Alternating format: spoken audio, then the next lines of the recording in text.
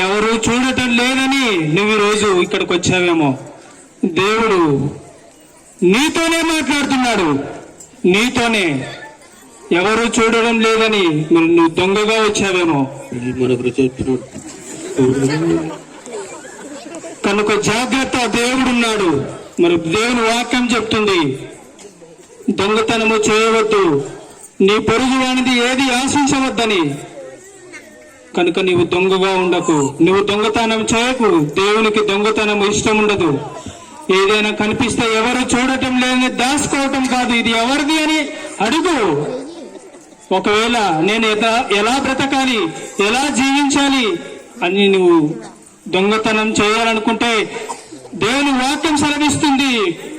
మత్తయి సువార్త 6వ అధ్యాయంలో, ఆకాశ పక్షులను చూడండి, అవి విత్తవు కోయవు, వాటికంటే మీరు శ్రేష్ఠులు కదా అని దేవుని వాక్యం చెప్తూ ఉంది. కనుక పక్షుల కంటే మనం ఎంతో శ్రేష్టమైన వాళ్ళం.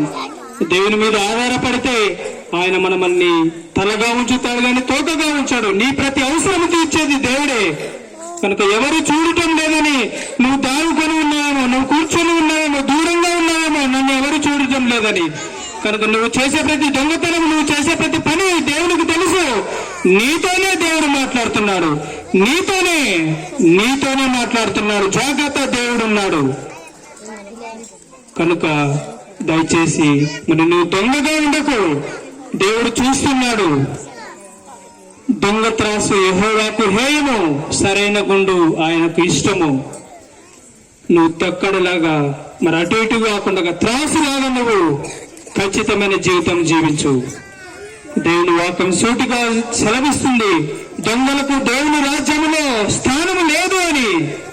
కనుక జాగ్రత్త, దేవుడు ఉన్నాడు. నువ్వు చేసే ప్రతి పని, అది చిన్నది కావచ్చు, పెద్దది కావచ్చు, మరి దేవుడు చూస్తున్నాడు. మరి దొంగలు కూడా అగ్నిగుండంలో పాలు పొందుతాడు దేవుని వాక్యం సెలవిస్తుంది. జాగ్రత్త.